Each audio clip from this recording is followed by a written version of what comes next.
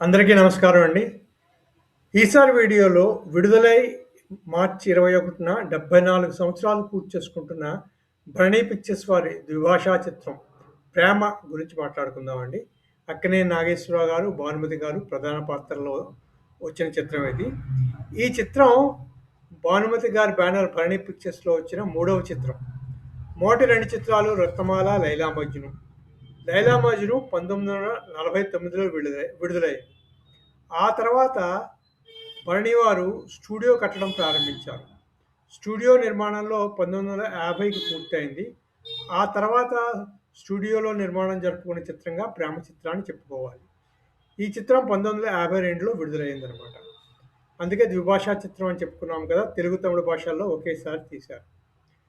భానుమతి గారు కథానాయిక. అంతేకాకుండా ఈ చిత్రానికి కథ కూడా భానుమతి గారే అందించారు. నిర్మాత, దర్శకుడు పి. రామకృష్ణ గారు, సంగీత దర్శకుడు సివి సుబ్రహ్మణ్యం, ఛాయాగ్రహణం కమల్ ఘోష్.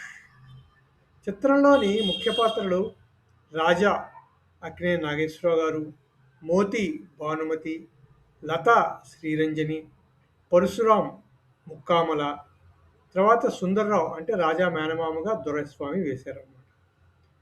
ఈ చిత్రం కథను సూక్ష్మంగా చూసుకుంటే రాజా అనే అతను ధనిక యువకుడు. తన మేనమామని తీసుకొని ఒకసారి అతని ఆరోగ్యం బాగోలేకపోతే హిల్ స్టేషన్‌కని వస్తారనమాట. అక్కడ మోతి అనే లంబాడీ పిల్లని చూసి ఆమెను ప్రేమిస్తాడు. ఇద్దరూ పరస్పరం ప్రేమించుకుంటారు. కానీ మోతిని లంబాడీలోనే ఒకడైన పరశురామ అనే యువకుడు ప్రేమిస్తూ ఉంటాడు. అలాగే రాజాను లత అనే ధనిక యువతి కూడా ప్రేమిస్తూ ఉంటుంది. కానీ దాంతో రాజా మోతిల ప్రేమలో కొంత కల్లోలం వస్తుందనమాట. ఒకసారి మోతి లత రాజా దగ్గర ఉండగా చూసి వాళ్ళిద్దరూ ప్రేమించుకుంటున్నారని ఊహించుకొని వెళ్ళిపోతుందనమాట. అది తెలిసిన రాజా మోతిని వెతుక్కుంటూ వెళ్తాడు.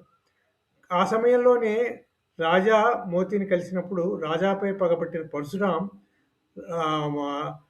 పరశురాం రాజా మీదకి ఒక బాక్కు విసురుతాడు.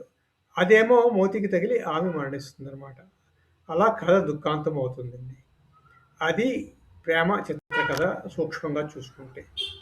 ఈ చిత్రంలో పాటలు చూసుకుంటే 17 పాటలు పైగా ఉన్నాయి. ఆ రోజుల్లో పాటలు చాలా ఎక్కువగా ఉండేవి సినిమాల్లో కదా! 17 పాటలున్నాయి.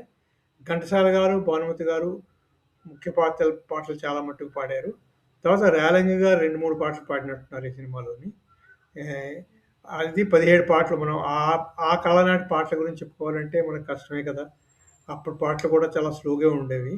అది విశేషాలు. పాటల విశేషాలు అవండి ప్రేమ గురించి. ఇకపోతే ఈ సినిమా అనకాపల్లిలో 1969లో నేను నా మిత్రులు కొందరం కలిసి చూసామండి. మధ్యాహ్నం మ్యాట్నీ ఆట. చాలా ఓపికగా, చాలా స్లోగా నడుస్తున్న సినిమా. అయినా కూడా మేమందరం చాలా ఓపికగా సినిమా చూసొచ్చామనమాట ఆ రోజుల్లో.